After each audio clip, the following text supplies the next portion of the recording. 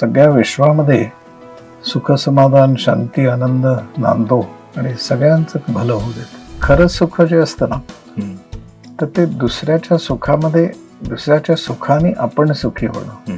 तर नेमके काय हे योग प्रकार आहे, योग पद्धती कुठल्या आहे? म्हणजे आत्मयोगाकडे आपण येणारच आहोत. पण कारण आता थेटपणे अलीकडच्या पिढीला काय तर योगा डेच्या निमित्तानेच योग हे जरी एक सोहळा म्हणून जगभर केला जात असला तरी त्यातनं सुद्धा प्रेरणा घेऊन आपण रोज आंतरराष्ट्रीय योग दिन आहे असं समजून पुढच्या 21 जून पर्यंत रोज योग साधना जर केली तर आपण खऱ्या अर्थाने त्या 21 जूनचा विनियोग केला आपल्या हितासाठी. आत्मयोगामध्ये आपण एक अप्रोच त्याचा असा आहे की आपण स्वतःला समजून घेण्यापासून सुरुवात करतो. मैत्रीपूर्ण आणि खूप असं इन्फॉर्मल खेळकर असं नातं जर स्वतःबरोबर असेल ते सगळं उलगडणं सोपं जातं. नमस्कार, टॉप न्यूज मराठीमध्ये आपलं स्वागत. मी अरुण मेहेत्रे आणि आपण पाहतात आमचा मान्यवरांसोबत संवाद अर्थात स्पेशल गेस्ट. आणि आज आपले स्पेशल गेस्ट खास पाहुणे आहेत डॉक्टर संप्रसाद विनोद. आपलं आमच्या स्टुडिओमध्ये स्वागत. थँक्यू. डॉक्टर संप्रसाद विनोद हे जागतिक कीर्तीचे जागतिक ख्यातीचे आत्मयोग गुरु आहेत. आज आपण जी जीवनशैली जगतो त्या जीवनशैलीमध्ये आपण नेहमीच आनंदाच्या समाधानाच्या शोधात असतो. मात्र वेगवेगळ्या प्रकारच्या अडचणींना आव्हानांना सामोरं जात असताना कुठेतरी निराशा येते, ताणतणाव येतो आणि अशा परिस्थितीमध्ये आपल्याला आत्मशांतीची गरज भासते. अशा वेळी आपल्याला आत्मयोगाच्या माध्यमातून आत्मशांतीकडे घेऊन जाण्याचा मार्ग डॉक्टर संप्रसाद यांनी दाखवलेला आहे. महर्षी विनोद रिसर्च फाउंडेशनचे ते प्रमुख आहेत आणि आज अर्थातच निमित्त आहे ते जागतिक योग दिवसाचं. आणि याच औचित्यावरती आज आपण त्यांच्याशी संवाद साधणार आहोत. अगदी योग म्हणजे काय इथपासून ते आज आपण छोट्या छोट्या गोष्टींमधून आनंद कसा मिळवायचा, आनंदी आणि सुखी जीवन म्हणजे नेमकं काय, या सगळ्या अनुषंगाने आज आपण बोलणार आहोत. आज आपण आमच्या स्टुडिओमध्ये आलात, आपलं पुन्हा एकदा स्वागत. आणि जसं मी म्हटलं की जागतिक योग दिवसाच्या निमित्ताने 21 जून आपण जागतिक योग दिवस म्हणून साजरा करत असतो. निश्चितपणे शुभेच्छा तर द्यायच्याच आहेत. मात्र या दिवसाच्या औचित्यावर म्हणून सुरुवातीला आपण काय सांगाल आणि मग आपण वेगवेगळ्या विषयांवर बोलूया. मला असं वाटतं की 21 जून हा आंतरराष्ट्रीय योग दिवस तर आहेच, पण आत्ताची जी परिस्थिती आहे आता भारतामधली तर ती पाऊस न आल्यामुळे सगळेजण चिंतेत आहेत. तर मला असं वाटतं की 21 जूनच्या शुभेच्छा तर आपण देऊच यात, पण त्या खऱ्या शुभेच्छा प्रत्यक्षात याव्या याच्यासाठी पावसाची नितांत आवश्यकता आहे. तर मला वाटतं की मिनिटभर आपण डोळे मिटून परमेश्वरची, निसर्गाची किंवा तुम्हाला जे वाटत असेल त्या आराध्य दैवताची किंवा नुसतं शांत डोळे मिटून बसणं आणि सद्भावना कुठल्याही प्रकारे, पण सद्भावना आपण सगळ्या विश्वामध्ये प्रसृत करूया की ज्याच्यामुळे असं म्हणूया मनापासून की आमच्या या भागामध्ये या देशावरती कृपा होऊ दे आणि पाऊस पुरेसा पडू दे. तर त्यासाठी एक मिनिटभर थांबायला हरकत नाही. अगदी अगदी अगदी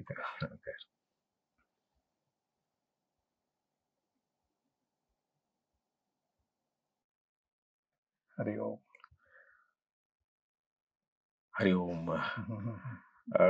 माणसाच्या मनामध्ये सद्भावना असणं किती महत्वाचं असतं. खूप महत्व. मला वाटतं आत्मयोगाचा पायाच किंवा मूळच ते असावं की सद्भावना, सद्भावना आणि याच्यामध्ये सगळ्यांचं कल्याण सगळ्यांचं कल्याण. सामावलेलं आहे. आणि ते कसं आहे माहितीये का की आपण ज्याला खरोखर सगळ्यांचं कल्याण ज्याला मनापासून चिंततो, आपली ती प्रार्थना प्रख्यात जी आहे सर्वेत्र सुखिनः सन्तु, तर त्यात तेच आहे ना की सगळ्या विश्वामध्ये सुख समाधान शांती आनंद नांदो आणि सगळ्यांचं भलं होऊ देत. पसायदानमध्ये सुद्धा तेच म्हणतात ना आपले ज्ञानेश्वर महाराज की दुरितांचे तिमिर जावं जे खळांची व्यंकटी सांडो.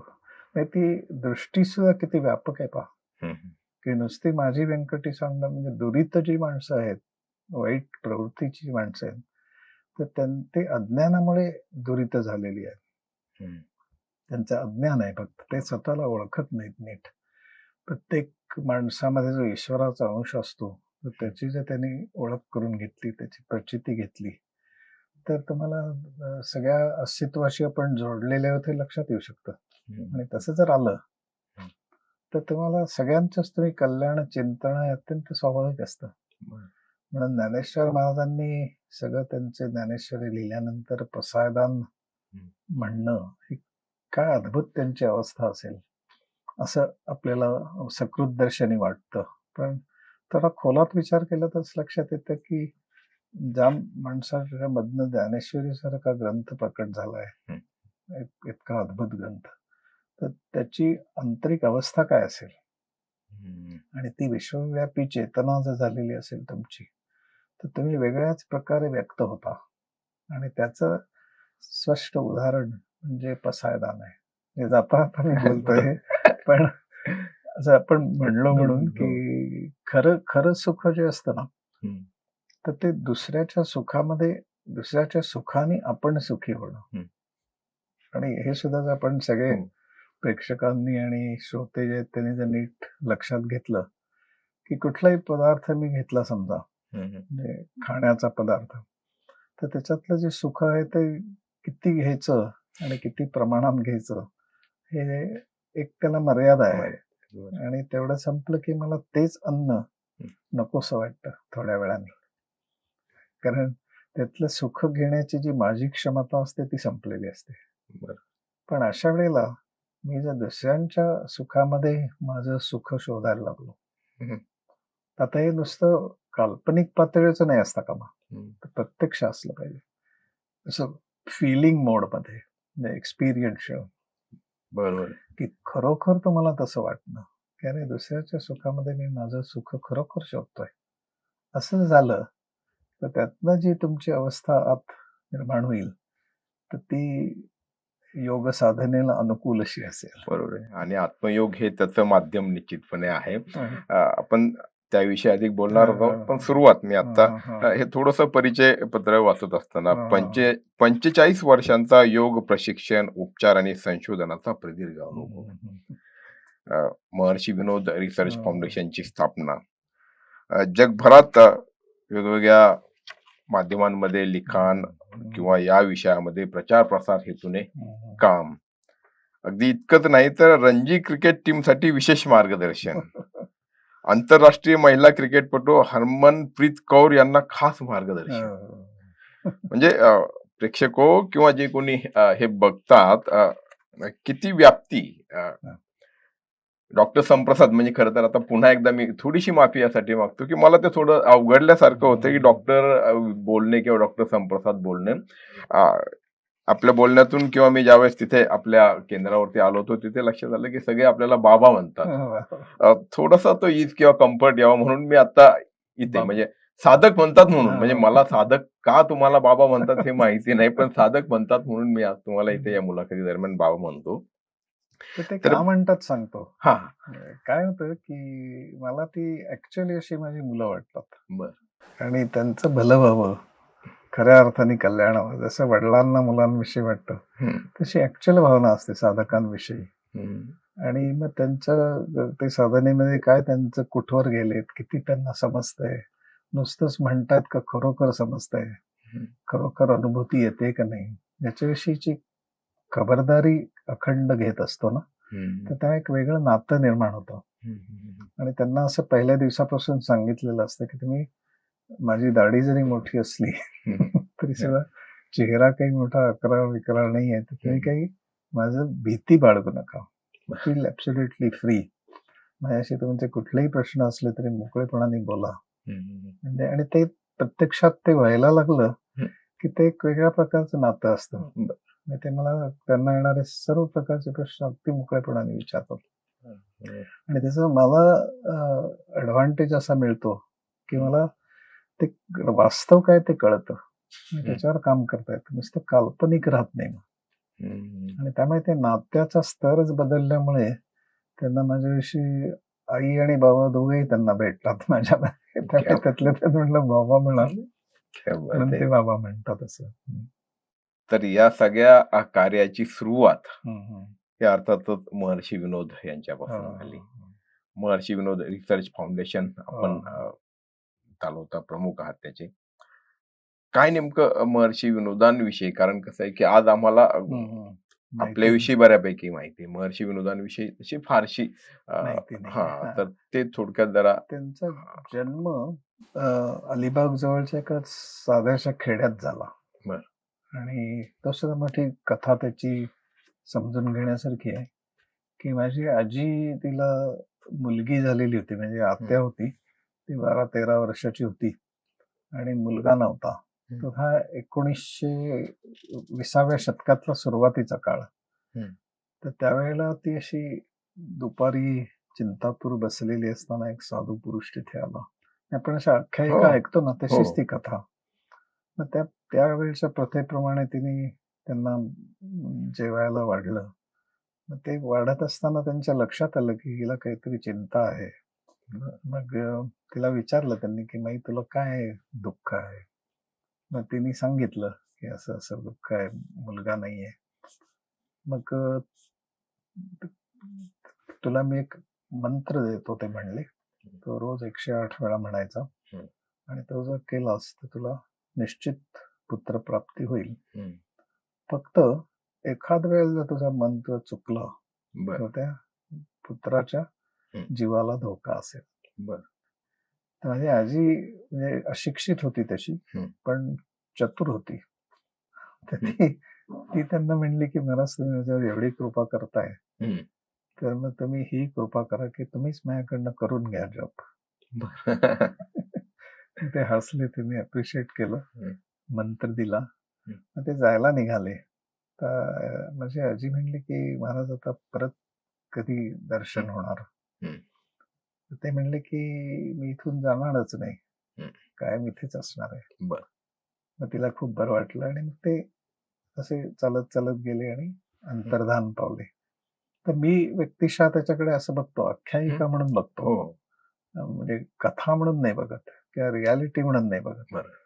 तर मी व्यक्तिशः असं बघतो की जशी एक चांगली व्यक्ती आली होती आणि ती अंतर्धान पावली म्हणजे नाहीशी झाली.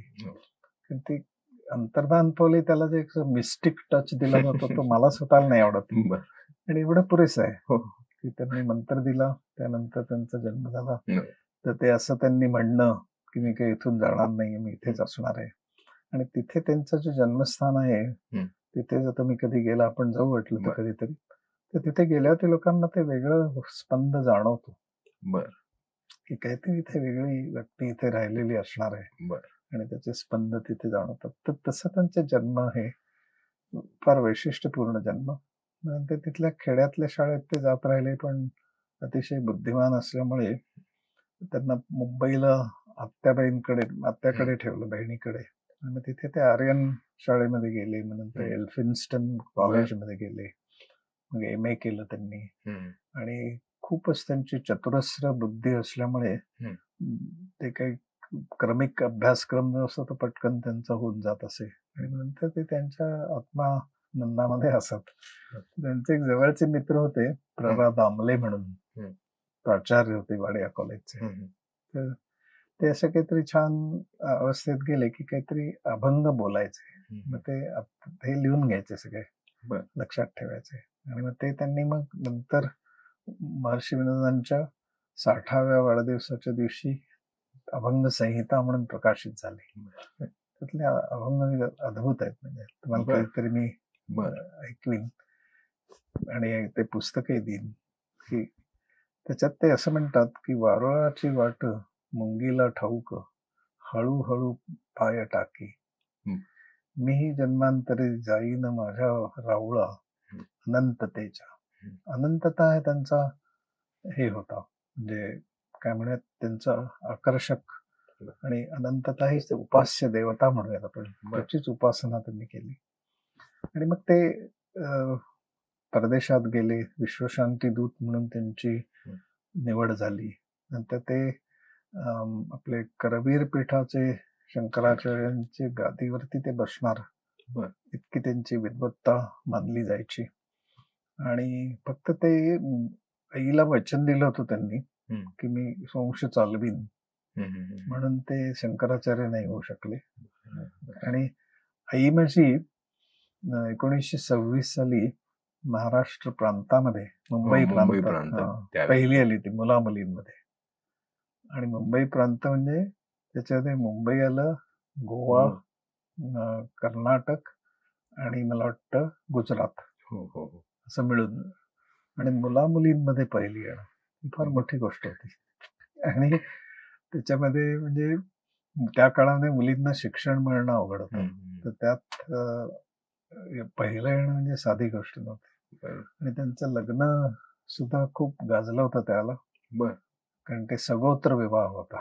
बर आणि पण त्यानंतर मग महर्षी विनोद ते म्हणलो तसं 82 देशांच्या प्रतिनिधींनी त्यांची विश्वशांती सचिव म्हणून निवड केली. बर आणि त्यांनी जगभर प्रवास केला विश्वशांती दूत म्हणून. आणि म्हणजे आफ्टर सेकंड वर्ल्ड वॉर, दुसरं महायुद्ध झाल्यानंतर सगळं डिव्हॅस्टेशन झालं होतं. हो. तर तिथे देशादेशात जाऊन त्यांनी सगळ्या लोकांचे अश्रू पुसले, त्यांना आधार दिला भावनिक, मानसिक. आणि ते एक विश्वशांती दूत म्हणून त्यांचं हे झालं, नावलौकिक झालं. आणि मग परत आल्यावरती त्यांनी शांती मंदिर स्थापन केलं. आणि तुम्ही जिथे आला होता, हो. आता जिथे आमचं हो. काम चालतं, तर तिथे त्यांनी म्हणजे कुठल्याही घरामध्ये 40 बाय 30चा हॉल हो. नसतो. हो ना. तर त्यांनी ते बांधतानाच शांतीचं मंदिर म्हणून बांधलं, की शांतीचं काय महत्व आहे जगाला हे त्यांना विश्वशांती दूत म्हणून सगळ्या जगभर प्रवास करताना लक्षात आलं होतं. आणि त्यामुळे त्या शांती मंदिरामधनं लोकांनी शांतीची प्रेरणा घ्यावी आणि आपल्या जीवनामध्ये शांती प्रस्थापित करावी. आणि शांती मंदिर माणसांच्या रूपाने मल्टिप्लाय व्हावं, ओके. नुसतं वास्तूच्या रूपाने नाही. बर तिथे माणसांनी प्रेरणा घेतली, साधना केली, शिकली आणि त्यांच्या जीवनामध्ये शांती निर्माण झाली आणि नैसर्गिकपणे ती प्रकट व्हायला लागली. तर आजूबाजूच्या लोकांना जी प्रेरणा मिळेल तर ती नुसती शांतीविषयी बोलून नाही मिळणार, तर शांती जगायला लागला तुम्ही. आणि तसं सुदैवाने होतंय. बरोबर आहे. हा. म्हणजे तोच ज्ञानाचा आणि कार्याचा वारसा तुम्ही वसा म्हणून पुढे नेत आहात असं. हा म्हणजे अ, असं म्हणता येईल की मला त्याच्याविषयी नॅचरल उत्सुकता होती, जिज्ञासा होती. उत्सुकतेपोटीच माझा प्रश्न आहे, म्हणजे की तुमचं शिक्षण मी येथे वाचतो की MBBS, MD, PhD, DSc, AM, म्हणजे एक डॉक्टर म्हणजे ज्याला आपण वैद्यकीय व्यावसायिक म्हणतो, की त्यांच्याकडे पेशंट जातात, मग ते त्यांची चिकित्सा करतात, तपासतात, स्टेथोस्कोप वगैरे असं सगळं. आणि आज जर विचार केला तर मग तुम्ही त्या काळी जर MBBS किंवा MD झालेला असाल तर मग तिथे शांती मंदिरच्या ऐवजी किंवा इतरत्र कुठेतरी एखादं छान ऍडव्हान्स क्लिनिक किंवा हॉस्पिटल असतं, मल्टी स्पेशालिटी असतं. नाही, मला पण काय झालं मला की ही ओढ जी आहे, ही जी चव आहे, ती फार लहान वयात लक्षात आली. म्हणजे ते घडून गेलं. असं खूप अवस्था अशी आहे, अतिंद्रिय अवस्था प्राप्त झाली, प्रगाढ समाधीची अवस्था, निर्विकल्प समाधी म्हणतात तसं. 20-22च झालं ते. आणि त्यामुळे एकदम सगळं पटरीच बदलून गेली, एकदम वेगळ्याच ट्रॅकवर गेलं. आणि त्याच्यावरतीच पुढचं सगळं घडत गेलं. आणि मग महर्षी विनोद रिसर्च फाउंडेशनची स्थापना केली. त्याच्यामागचा हेतू तोच ठेवला होता की विशुद्ध ज्ञान आणि विशुद्ध अध्यात्म प्रिझर्व करायचं. आणि योगाचं सुद्धा असं वरवरच किरकोळ योग नाही आपल्याला करायचं. तर योग हे दर्शन आहे हे लक्षात घेऊन, म्हणजे योग हे कृतीने प्राप्त करून घेण्याची गोष्ट नसून योग घेऊनच आपण जन्माला आलोय आणि त्याचं आपल्याला दर्शन घ्यायला शिकायचंय. हा जो कॉन्सेप्ट आहे योग दर्शन या शब्दातला, त्याच्याविषयी मला खूप उत्सुकता वाटली की किती छान शब्द आहे हा. कारण शरीर, मन, बुद्धी, भावना, आत्मा याचे जे आपण बनलेले आहोत, तर त्यामध्ये एक सीमलेस हे आहे ना, कनेक्शन. म्हणजे त्यांच्यातला जो जोड आहे एकमेकांना ते मिसळलेलं आहे ना सगळं. शरीर इथे संपलं, मन सुरू झालं असं सांगता येत नाही. सगळं एकमेकांमध्ये मिसळलेलं आहे. बरं. म्हणजे ते जोडलेलं आहे एकमेकांची इंटरनली. हम्म. आपल्याला कुठेही काहीतरी दुखापत झाली तर सगळे घटक एकत्र येऊन ती दुखापत दूर करण्यासाठी कार्यान्वित होतात. हम्म. ते सुरू करतात त्याच्यावरती काम, असं आपण अनुभवलेले हो. असतं. तर मुद्दा असा की हे जे निसर्ग दत्त एकात्मता आपल्यामधली आहे, तर त्याचं दर्शन घ्यायला शिकणं हम्म. म्हणजे खऱ्या अर्थाने योग जगणं आहे. कधी बरं. मला कळलं हे इंटरनल मला सिमलेस त्यांच्यामधलं कनेक्शन, सिमलेस म्हणजे कुठे जोड आहे दोघांमधला हे कळत नाही, अशा प्रकारची जी जोडणी आहे आतली, हम्म. तर तीच मला खूप छान कळली, ती अप्रिशिएट झाली. तर मला जी दृष्टी मिळेल हम्म. तर त्या दृष्टीच्या मदतीने मला बाहेरचं सगळीकडचं जोडले पण जाणवायला लागेल. बरं. आणि ते जोडले पण जाणवणं हे जर मला शक्य झालं तर दुसऱ्यांच्या सुखाने सुखी होणं जे मी म्हणलो हम्म. सुरुवातीला, तर ते अवघड नाही वाटणार. कारण ते जोडलेपणच जाणवत आहे सगळीकडे, अलगाव नाहीच जाणवत आहे. बरं. समोरचा माणूस दिसायला वेगळे आहोत आपण, व्यवहारात वेगळे आहोत, पण तो एका वेगळ्या पातळीवरती सगळं एकरूपच आहे.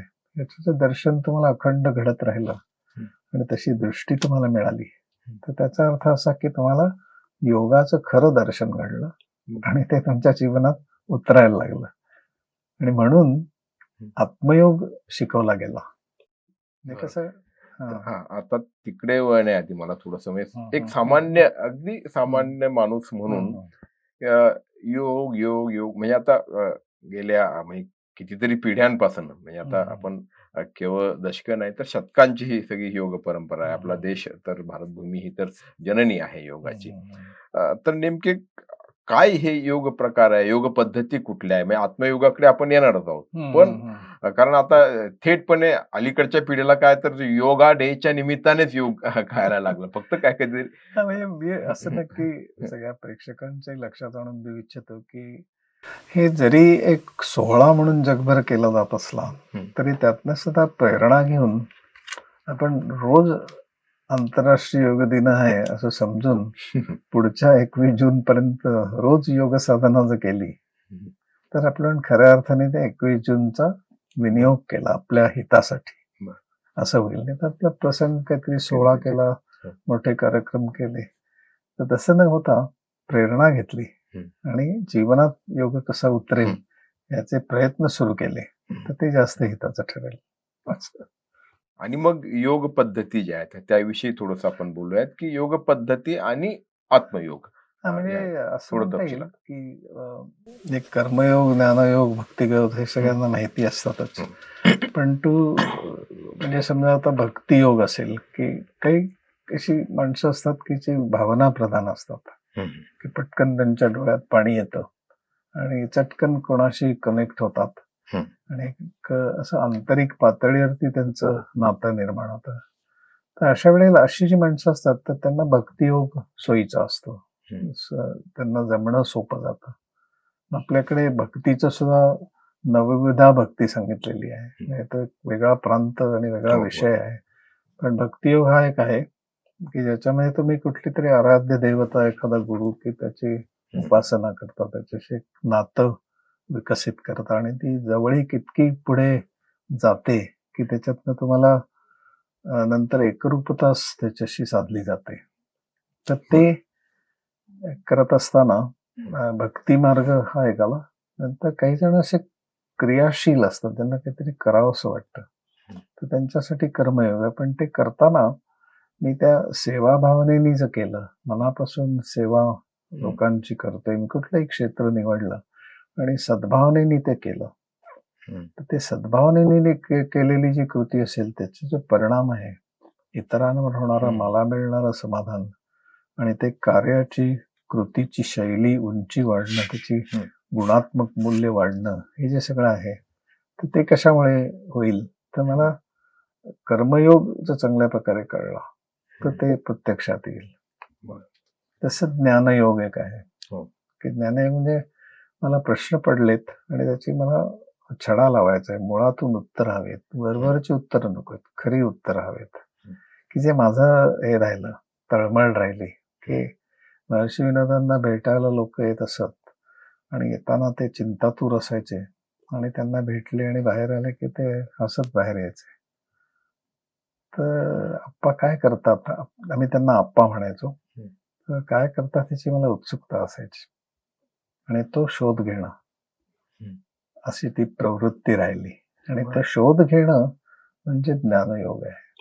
हे दिसतंय ते सगळ्यांना दिसतंय, आपण एकमेकांना, पण आपण जे दिसतोय ते किरकोळ आहे, दिसत नाही ते खूप मोठं आहे.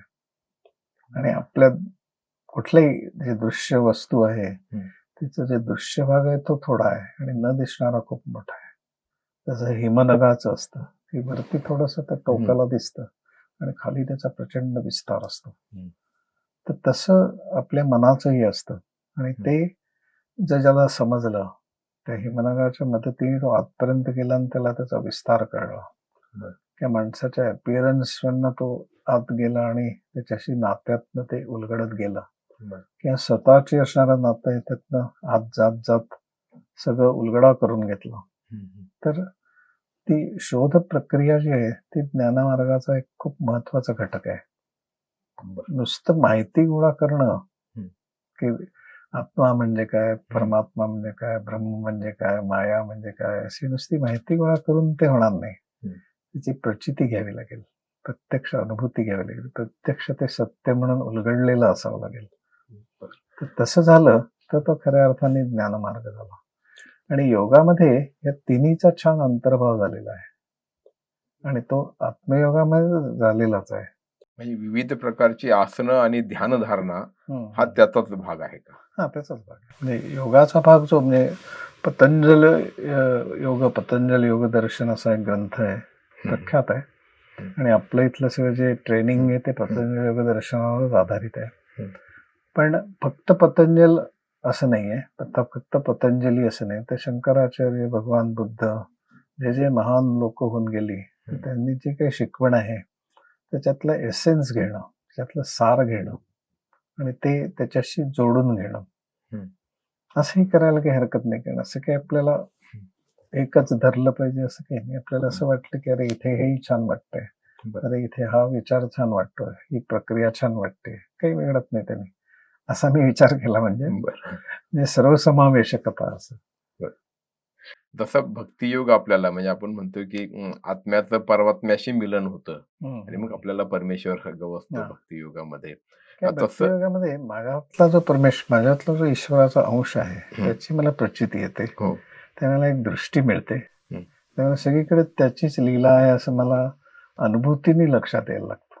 आणि आत्मयोगामध्ये आपण एक अप्रोच त्याचा असा आहे की आपण स्वतःला समजून घेण्यापासून सुरुवात करतो. म्हणजे आपण शरीराशी मैत्री करतो, मनाशी मैत्री करतो, नंतर आपल्या भावनांशी मैत्री करतो आणि जे जे काही आपल्या आयुष्यात घडतंय तर ते सगळं मुळातून जाणण्यावरती आपण भर देतो.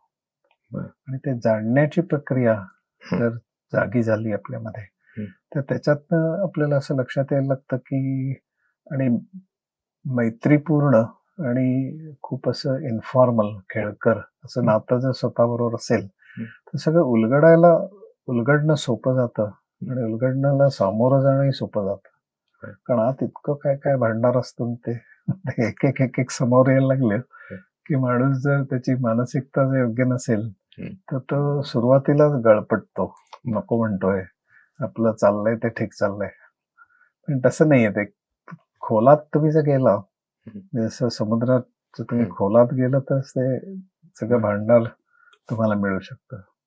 तर तसं प्रत्येक बाबतीत आहेतच. तर ते आत्मयोग तुम्हाला असणं तुम्ही अशा प्रकारे करता की ज्याच्यामुळे तुम्हाला हे मगाशी जे म्हणलो की आपण जो जोड घेऊन जन्माला आलोय, योग घेऊन, योग ऍक्च्युली आपण जन्मजात योग आपल्यामध्ये उपस्थित आहे, अवतीर्ण झालेला आहे.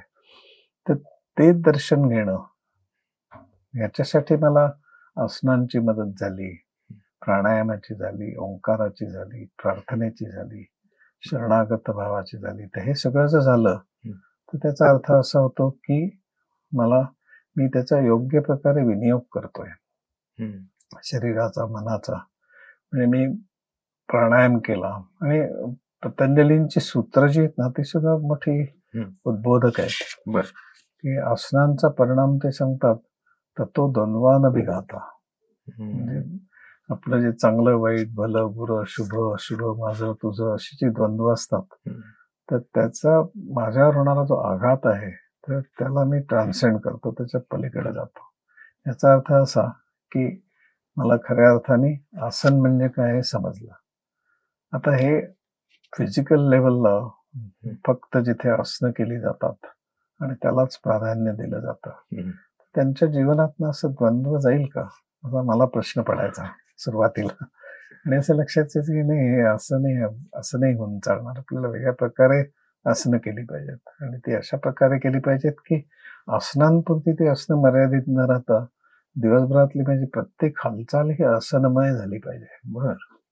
आणि तसं होऊ शकतं कारण त्याची जी प्रिन्सिपल्स पतंजलींनी सांगितलेली आहेत ती जर आपण चांगली समजून घेतली, चांगली आत्मसात केली तर प्रत्येक हालचाल ही आपली योगाची हालचाल ठरू शकते. बर. कशी म्हणजे कारण कायम आपण म्हणजे चालता बोलता बऱ्याचदा असं घडतं की आपल्या मनामध्ये किंवा शरीर आणि मन यांचा संघर्ष सुरू असतो काय. हा तर ते जे आहे ना तर ते आता आपण समजा बसलो इथे आणि आपण हे पतंजली जे सांगतात 4 प्रिन्सिपल्स ते सांगतात आसनांची की त्याच्यामध्ये स्थिरता असावी. आता आपण बसलोय तर आपण जर तोल जाणार नसेल आपलं, स्थिरता आहे, स्टॅबिलिटी आहे, त्याचा अर्थ असा की पतंजलींचं एक जी रिक्वायरमेंट आहे ती आपण पुरी केली आसनांच्या बाबतीत. नंतर आपण दुसरी रिक्वायरमेंट की स्थिरता सुखदता, कम्फर्टेबल आहे का आपण. तर मी समजा थोडं ऍडजस्ट केलं स्वतःला, असं की थोडं डिस्कम्फर्ट वाटलं ऍडजस्ट करून घेतलं, म्हणजे मी ती दुसरी रिक्वायरमेंटही पुरी केली. तर तिसरी रिक्वायरमेंट म्हणतात प्रयत्न शैथिल्य, रिलॅक्स्ड असणं, ऍट इज असणं. तर ते जर मी आता बसल्या बसल्या ऍट इज असलो, तुम्ही बसल्या बसल्या ऍट इज असाल तर ती रिक्वायरमेंट पुरी केली. चौथी जी रिक्वायरमेंट आहे पतंजली सांगतात, भगवान पतंजली, ती म्हणजे ईश्वराशी जी आपली जोडलेपण आहे त्याची प्रचिती घेणं. म्हणजे स्थिर सुखम आसन प्रयत्न शैथिल्य अनंत समापत्तीभ्याम. म्हणजे आपल्यामधली जे ईश्वराचा अंश आहे तर तो अनंततेचा एक घटक आहे. म्हणजे ती विश्वव्यापी जी चेतना आहे तिचा एक अंश माझ्यात आहे आणि तो अंश म्हणजे ईश्वर आहे. तर त्यामुळे मला त्याच्या अस्तित्वाची जाणीव जर झाली तर ती जर व्हायची असेल तर मला मन खऱ्या अर्थाने शांत व्हायला लागेल. कारण माझं मन ज्याला पूर्णपणे शांत होतं की जे ध्यानाच्या साह्याने होतं तर त्यावेळेला माझ्या मनाबरोबर, मनातल्या विचारांबरोबर माझं मीपणा जो आहे तोही शांत होतो आणि माझा मीपणा आणि मनातले सगळे विचार त्यावेळेला पूर्णपणे शांत होतात.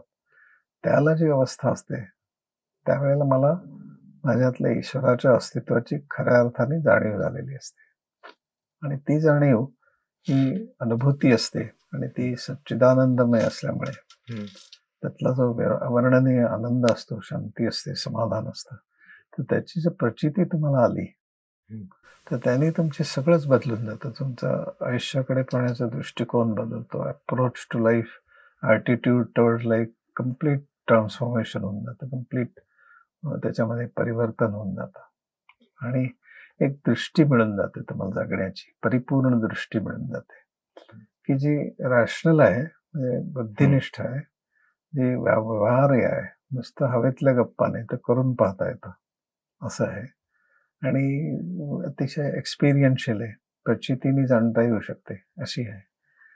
तशी ती दृष्टी मिळणे फार काळाची गरज आहे आत्ताची. म्हणजे आपण जे काही बोलतात त्याला एक आध्यात्मिक अधिष्ठान आहे, जोडीनं विज्ञानाची जोड आहे. विज्ञानाची जोड म्हणजे कशी माहितीये का की तर्कनिष्ठतेवर ते विज्ञान आधारलेलं असतं ना. की मला असं बाप दाखव नाही तर श्राद्ध कर असं जे म्हणलं जातं. तसं तू जे काही वचनं आहेत योगाच्या क्षेत्रामधली, योगाच्या ग्रंथांमधली, तर ती अशी मेक बिलीफची गरज नाही, ती तुम्ही पडताळाच घेऊ शकता. की आता स्थिरता सुखदता प्रयत्न शैथिल्य अनंत समापत्ती आसनांच्या संदर्भात जे आहे ते आपण अनुभवू शकतो करताना प्रत्यक्ष किंवा आता आम्ही ध्यान शिकवतो ना, म्हणजे आम्ही आत्मयोगामध्ये काय म्हणतो की त्याच्यामध्ये एक ध्यान महत्वाचं असतं, तर ध्यानमय योगासन महत्वाचे असतात आणि ध्यानमय जगणं महत्वाचं असतं. म्हणजे ध्यान याचा अर्थ मनाची प्रगाढ शांत अवस्था. आणि मी मगाशी म्हणलो तसं की प्रगाढ शांत मन झालंय आणि तुमचा मी शांत झालाय, तुम्ही एकदम मोकळे होऊन जाता. कारण सगळ्या अडचणी मीच निर्माण करतो. आपला मी पणा जो असतो तो सगळ्या आयुष्यातल्या सर्व दुःखांचं मूळ कारण तेच आहे, मी पणाच आहे. आणि ते संघर्ष आहेत सगळे, मीचे संघर्ष आहेत, मी तू पणाचे संघर्ष आहेत, नाही का? सध्याचं युग हे भौतिक युग आहे आणि आपण त्या भौतिक सुखासाठी खूप आसुसलेले असतो. तर ते भौतिक सुख किंवा समाधान हे मानवी दुःखाचं कारण आहे असं वाटतं? हा, म्हणजे अतिरेक आहे ना त्याचा. म्हणजे आता काय म्हणूयात आपण, कन्झ्युमरिस्ट पण झालोय, सगळं कन्झ्युम करतोय आणि we have actually become a product now. माणूस हा सुद्धा एक प्रोडक्ट झालाय. तुम्ही जर मार्केटमध्ये पाहिलं तर सगळ्या ज्या ऍडव्हर्टिजमेंट असतात त्या सगळ्या तेच असतात. माणसाला एक प्रॉडक्ट म्हणून पाहिलं जात आहे, त्याच्या गरजा वाढवल्या जातात आणि त्या पुऱ्या करणं म्हणजे मोठेपण असतं. की 2 गाड्या आहेत म्हणजे मोठा झाला, 4 गाड्या आहेत म्हणजे अजून मोठा झाला, 40 आहेत म्हणजे फारच मोठा झाला. ते एक गरजा वाढवणं आहे ना हे. म्हणजे त्याचं बाकी इकॉनॉमिक हे आहे की 4 जणांचं पोट त्याच्यावरती चालतं वगैरे, हे सगळं बरोबर आहे. तशा अर्थाने नाही म्हणत मी, म्हणजे नकारात्मक नाही म्हणत. तर पॉझिटिव्हली पाहायला जर गेलं तर माझ्या गरजा जर वाढवल्या आणि मी जर त्याच्यात व्यग्र राहिलो त्या सगळ्या पुऱ्या करण्यामध्ये, तर मी सगळ्यात प्रेशसची या जगातली कुठली गोष्ट असेल ती म्हणजे वेळ आहे, तर ती मी त्यातच सगळी वापरून टाकली आणि खूप हजारो कोटी रुपये तुमचे गोळा झाले, 100 बंगले झाले, पॅलेशियल जगभर, तुमची काय त्याला म्हणतात तसं यॅक म्हणतात तशी मोठी बोट आहे वगैरे वगैरे, सगळं जी साधनं म्हणताय तुम्ही ती सगळी आहेत. पण तो त्याच्यात युटिलिटी काय आहे त्याची तुमच्यासाठी, तर फारच थोडी आहे ना. म्हणजे किती लागतं आपल्याला, नाही का? तसं पाहिलं तर म्हणजे खूप महत्वाची गोष्ट मी म्हणजे प्रेक्षकांच्याही लक्षात आणून देऊ इच्छितो की हे नकारात्मक हे बोलत नाही मी, तर समजदारपणा कशात आहे अशा अर्थाने म्हणतोय. म्हणजे आता हे गोळा ज्यांनी केलेलं असेल तर त्यांची जर दृष्टी करेक्ट असेल तर ते पुढे जाऊन असं करतील की ते अशी मांडणी किंवा त्याची व्यवस्था निर्माण करतील की ज्याच्यात त्यांचा जो शेअर आहे त्या मोठ्या केलेल्या बिझनेस मधला तो कमी कमी करत जातील आणि सगळं वाटून टाकतील. म्हणजे इथे सुद्धा पहा बरं का अरुणजी, एक लक्षात आणून देऊ शकतो की या देशाची विचारसरणी जी आहे ती किती अद्भुत आहे. पहा की आपण धर्म अर्थ काम आणि मोक्ष जो आहे त्याला परमोच्च असा हे मानलाय, पुरुषार्थ मानलाय. मोक्ष प्राप्ती होणे म्हणजे हा, म्हणजे सोडून देणं हे मिळवण्या इतकंच महत्वाचं आहे हे त्यांनी जाणलेलं होतं. इतकं अद्भुत लोक होते, म्हणजे ते त्यांची विचारांची जी झेप होती, उंची होती, खोली होती, व्याप्ती होती, इतकी अद्भुत होती की आपण थक्क होतो की किती छान त्यांनी सूक्ष्म विचार केला होता. म्हणजे कधीतरी हे सगळं सांगून ठेवलेलं आहे, मात्र आपण ते प्रत्यक्ष आचरणात आणत नाही आणि त्याची परिणती म्हणून आजचं जे युग आहे किंवा आजचा जो काळ आहे त्याच्यामध्ये ज्यावेळी मी जगतो त्यावेळेस काय तर अनिश्चितता, असुरक्षितता, अस्थैर्य, या सगळ्या परिस्थितीला सामोरं जात मी जगत असतो. आणि या सगळ्या परिस्थितीला सामोरं जात असताना आत्मयोग हा सगळ्या प्रश्नांची उत्तर देतो. अशा अर्थाने म्हणता येईल की तुम्हाला तो दृष्टी देतो की जगावं कसं आणि समतोल कसा आपला राखावा. समतोल जर तुम्हाला साधता आला आणि ती दृष्टी जर मिळाली तर तुमचे प्रश्न तुम्ही अधिक परिणामकारकरित्या अधिक चांगल्या प्रकारे सोडवू शकतो आणि जो प्रश्न सोडवू शकतो हं. त्याचे ताण कमी होतात. त्याच्या डोक्यातल्या त्या प्रश्नांच्या संबंधित जे विचार असतात ते कमी होतात. ते मन शांतही राहायला मदत होते. हं. आणि मन जर शांत राहिलं आणि मी शांत झाला, सगळ्यात महत्वाची गोष्ट मी शांत होणं. तर त्यांनी जो तुम्हाला रिलीफ मिळतो तो म्हणजे आश्चर्यकारक असतो. सगळं ओझं ते मीनीच निर्माण केलेलं आहे. तर ते जर उतरलं, तर इतकं हलकं वाटून जातं, की जगणं एकदम सोपं होऊन जातं मग. कारण आजच्या काळामध्ये म्हणजे तुम्ही जर कुठल्याही मनोचिकित्सालयात किंवा मनोविकार तज्ञाकडे गेला तर त्यांच्याकडे येणाऱ्या रुग्णांची संख्या ही मोठ्या प्रमाणावर हो, वाढली आहे. अ, इतकंच नाही तर समाजात काय घडतं हे देखील आपण पाहतो.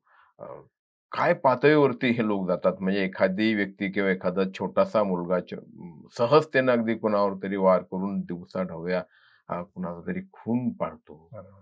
इथपासून ते माणूस कुठल्यातरी ताणतणावाखाली येऊन स्वतःचाच घात करून घेतो किंवा आत्महत्या करतो. नाही तर हे भयानक गोष्टी घडताना आपण रोजच पाहतो, ऐकतो. पण त्याच्याचं उत्तर खरं म्हणजे काय माहिती आहे का, की माणसाला ज्याला ते बाहेर तो जे सुख शोधतोय, तर त्याला जर आत्मसुख मिळायला लागलं, आत मन शांत झालं, मी शांत झालो आणि रोज तो अनुभव तो रोज घेत राहिला. त्याला असं लक्षात यायला लागलं, की अरे खरा आनंद माझ्या आत आहे आणि बाहेरच्या वस्तू या उपयुक्त आहेत. त्याचा मी योग्य प्रकारे वापर करीन. त्याच्यावर काही माझा विरोध नाही, त्यांच्याशी काही माझं भांडण नाही. परंतु त्याच्यातले जे एक तारतम्य आहे, तर ते मला मी जर स्वस्थ असेन खऱ्या अर्थाने, तर ते तारतम्य मला कळेल. आणि स्वस्थ होणं म्हणजे स्वतःच्या ठिकाणी स्थिर होणं. मग ते कशामुळे शक्य होईल? तर मी जे सुखाच्या शोधात बाहेर धावतोय आणि मी एक कन्झ्युमेबल आयटम झालोय सगळ्या याच्या दृष्टीने, सगळ्या मार्केटच्या दृष्टीने. तर त्यामुळे ते माझं नाही राहिलं आणि म्हणजे सिंपल लिव्हिंग सुरू झालं माझं. आणि सिंपल म्हणजे नकारात्मक नाही. म्हणजे मला सगळं काही करण्याची क्षमता माझ्यात आहे. पण ती घेऊन सगळेच जण आलेले असतात. पण बाय चॉईस आपण जर असं ठरवलं, त्यात एक विस्डम म्हणून पाहिलं त्याच्याकडे, की माझ्या सगळ्यात आयुष्यात मोलाचं जी गोष्ट काय असेल तर ते वेळ आहे. तर मला त्याचा योग्य प्रकारे विनियोग करायचा आहे. आणि त्याची रोडमॅप हा आहे, की ब्रह्मचर्याश्रम, गृहस्थाश्रम, वानप्रस्थ आणि संन्यास. पण त्यात एकदम सायंटिफिक मांडणी येते पूर्णपणे, की पहिल्यांदा ब्रह्मचर्य आश्रम याचा अर्थ असा, की हे जे ब्रह्म आहे, जे सर्वव्यापी जे अस्तित्व आहे, तर ते चालवणाऱ्या ज्या शक्ती आहेत, त्याच्यातले काही माझ्यामध्ये आहेत आणि काही आजूबाजूला मला दिसत आहेत. तर त्याचं योग्य प्रकारे दर्शन घेणं, चांगल्या प्रकारे ते समजून घेणं आणि ती माझी एक वैचारिक स्पष्टतेची जी बैठक माझी सुरुवातीलाच तयार झाली. आणि त्याच्या आधारावर मी गृहस्थाश्रमात आलो. तर मी त्यातले जे काही उपभोग घ्यायचा आहे, तर हे अधिष्ठान जर असेल, म्हणजे बेसिक मूल्यांचं आणि बेसिक तत्वांचं, तर गृहस्थाश्रम मी वेगळ्या प्रकारे जगेन ना. मग त्यात वावत नाही जाणार. तर मी त्याच्यात डोळसपणा राहील माझा. आणि नंतर हे मी करत गेलो, उपभोग घेत गेलो. त्या उपभोगाच्या विरोधात नाही आहेत ते ऋषीमुनी सुद्धा. बर तर ते उपभोग घ्या म्हणतात, पण हे अधिष्ठान जर असेल वैचारिक स्पष्टतेचं आणि सगळ्या गोष्टी तुम्हाला खूप मुळातून उलगडलेल्या आहेत असं जर साधलेलं असेल, हे विश्व कुठल्या तत्वांवर चालतं याचं तुम्हाला दर्शन घडलं असेल, तर त्या बेसिसवर जर तुम्ही तुमच्या गृहस्थाश्रमात प्रवेश केला आणि सगळे उपभोग योग्य प्रमाणात घेतले, त्याच्यातनं तुम्हाला जे काही अनुभव आले, ते गाठीशी बांधले तुम्ही, तर ते आपण काय नेमकं शिकलो आयुष्यभरात याचं एक कन्सॉलिडेशन ज्याला म्हणतात, त्याचा एक आढावा घेतला आणि त्याच्यासाठी तिसरा आश्रम ठेवला, वानप्रस्थ आश्रम, की आता मला प्रस्थान करायचं, इथून कायमचं निघून जायचंय, कायमचा एक्झिट घ्यायचा आहे. तर त्याची पूर्वतयारी, मी कुठे अडकलेलो नाही ना ह्याच्यामध्ये, तर जे काही मी मिळवलंय त्याची व्यवस्थित व्यवस्था लावली ना, हे सगळं मी वानप्रस्थामध्ये केलं, मुलांवर सोपवलं. नंतर हे लक्षात घेतलं, की मी गोळा जे केलेलं आहे, तर ते सोडताना मला किती कठीण जात आहे याचाही अनुभव घेतला. कारण पैसे मिळवणं कठीण असतं, पण सोडणं जास्त कठीण असतं. आणि म्हणून त्याला त्यांनी सर्वोच्च पुरुषार्थ मानलं, मुक्तीला, मोक्षाला. आणि मोक्ष म्हणजे तो मृत्यूनंतरचा पण क्षणभर बाजूला जरी ठेवलं, तसं जे मी गोळा केलेलं आहे त्याच्यातनं मी मोकळा झालो, त्याच्या ओझ्यातनं मोकळा झालो. त्यापेक्षा मला इथून जेव्हा जायची वेळ येईल त्याला मी असं हसत हसत जाऊ शकेन ना. म्हणजे ते किती मोठी गोष्ट असेल ना. रडत रडत फरफटत न्यायचं आणि जायचं, त्याच्यापेक्षा आनंदाने गेलो. तर आनंदाने इथून कसं जावं याचं प्रशिक्षण देणारी व्यवस्था आहे ना. तर ती तसं जर आपण छान ते समजून घेतलं तर आपण चकित होतो की किती सुंदर विचार या लोकांनी केलेला आहे. आणि ती मांडणी सुद्धा व्यवहाराच्या पातळीवर आणलेली आहे. कसं जगावं याचं ते प्रात्यक्षिकच आहे ना. बाबा, आज आपल्या केंद्रामध्ये म्हणजे शांती मंदिरामध्ये जे लोक येतात, साधनेसाठी येतात किंवा अगदी सुरुवातीला पण, म्हणजे मी तर कसं की हल्ली काय म्हटलं जातं की एखादा व्यसनाधीन व्यक्ती जरी असली एखादी, तर तिला रुग्ण म्हटलं जातं. म्हणजे की दारू पिणे हा देखील एक आजार आहे असं असं म्हटलं जातं. त्यामुळे आपल्याकडे येणारे जे लोक आहेत, तर ते साधारणपणे कुठल्या प्रकारचे प्रश्न घेऊन येतात? व्यसनाधीनता सुद्धा असतात लोक. तर त्याच्यामध्ये एक सॅम्पल म्हणून सांगतो. पण त्यांनी मला सांगितलं की बाबा म्हणे मी करायला लागलो साधना, आणि 1-2-3 महिन्यामध्ये माझं ते दारूविषयीचं आकर्षण कमी व्हायला लागलं. आणि नंतर मला ती कधी सुटली ते कळलंच नाही. आणि आता म्हणे माझी परिस्थिती अशी की माझे मित्र जरी ते पिताना दिसले तरी मला त्याच्याविषयी आकर्षणही वाटत नाही. अर्थात हे सोपं नसतं, त्याला वेळ द्यावा लागतो आणि त्याला असं चुटकीसरशी नाही होत. पण जर केलं, मग त्याचं कारण काय की माणूस दारू तरी का पितो, किंवा सिगरेट का आवडतो, गांजा का आवडतो, ड्रग्स का घेतो, तो काहीतरी सुखाच्या शोधात असतो. पण तुम्हाला जर ते स्वस्थता जर लाभली आणि तुम्हाला तो जर आनंद मिळायला लागला बसल्या जागी, तर तुमची दृष्टीच बदलली सगळ्याकडे बघायची. मग तुम्ही बाहेरच्या जगातला तुमचा जो वावर आहे तो सुखासाठी असणार नाही किंवा आनंदासाठी असणार नाही, तर आनंदानी असेल. तर आनंदानी वावरणं हे आनंदासाठी वावरण्यापेक्षा चांगलं आहे. आणि आणखी कुठल्या प्रकारचे साधारणपणे किंवा कुठले प्रश्न घेऊन आपल्याकडे? हा एक झाला प्रकार. नंतर मग काहीतरी सायकोसोमॅटिक म्हणजे मनोशारीरिक रुग्ण ते जास्त असतात. म्हणजे ब्लड प्रेशर म्हणा, डायबिटीस म्हणा, किंवा झोप लागत नाही, पचन होत नाही, नंतर नातेसंबंधांमधले काही अडचणी असतात. नंतर लहान कॉलेजातली शाळेतली मुलं जी असतात त्यांची एकाग्रता होत नाही, अभ्यास होत नाही, नीट मार्क मिळत नाहीत. नंतर नवरा बायकोमध्ये पटत नाही, मुलांशी पटत नाही, त्यांना समजावून सांगितलं ते ऐकत नाही. तसे असंख्य प्रश्न घेऊन येत असतात.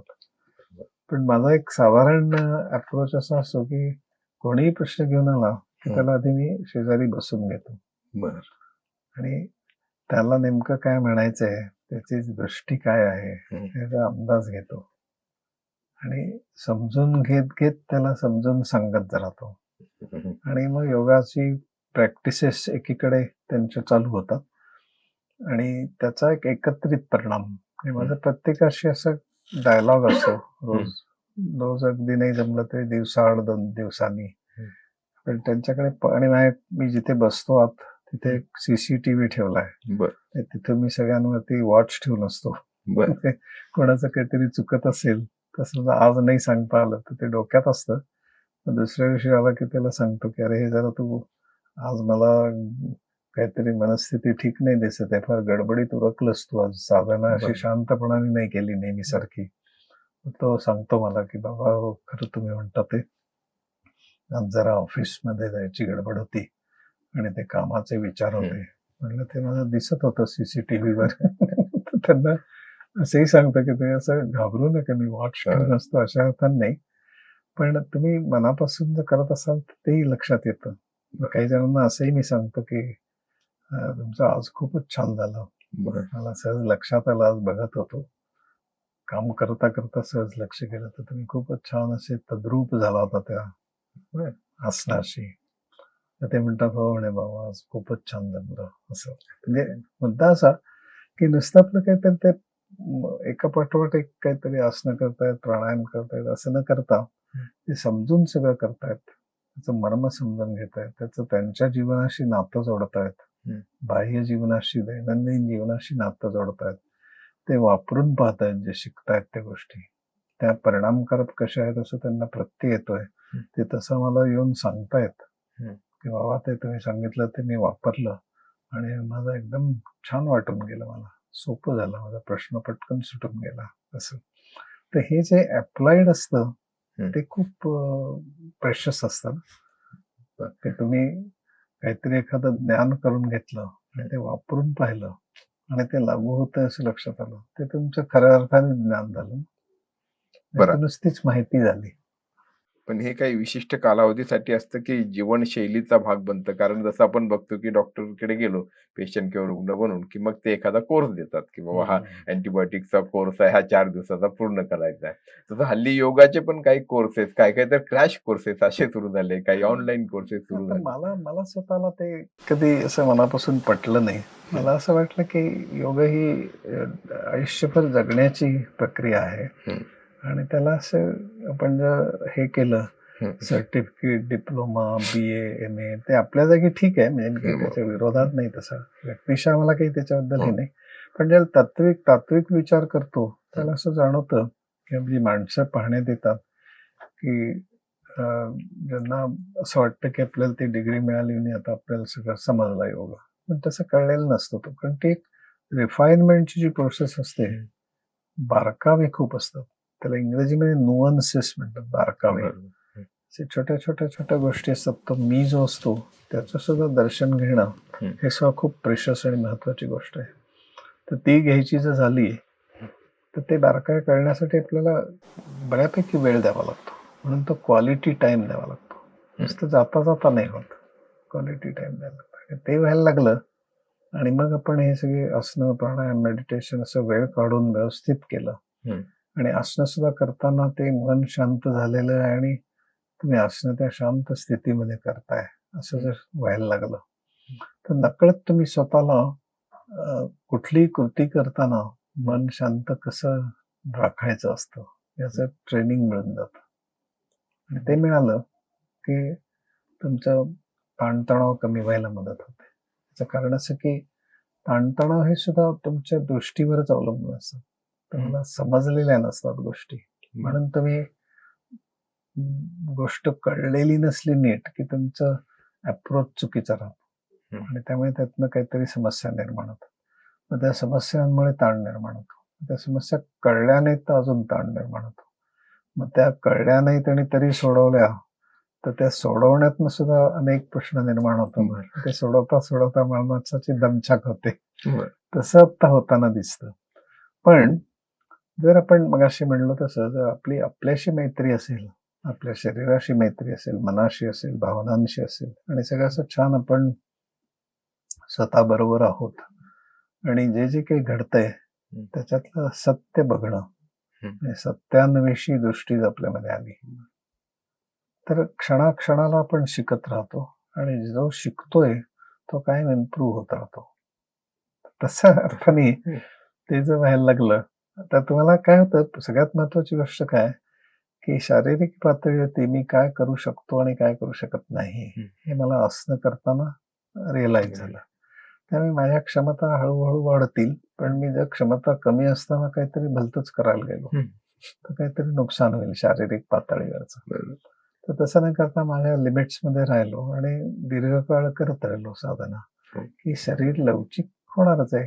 एखाद्याचं महिन्यात होईल, एखाद्याला 4 महिने लागतील, एखाद्याला वर्ष लागेल, एखाद्याला 10 वर्ष लागतील. पण शरीर लवचिक होणं हा काही त्याचा एकमेव हेतू नाहीये. तर ते लवचिक होत असताना मी जे थांबतोय, म्हणजे जे ठहराव माझ्यामध्ये जो येतोय, स्थिरता येते, ती तितकीच महत्वाची आहे ना.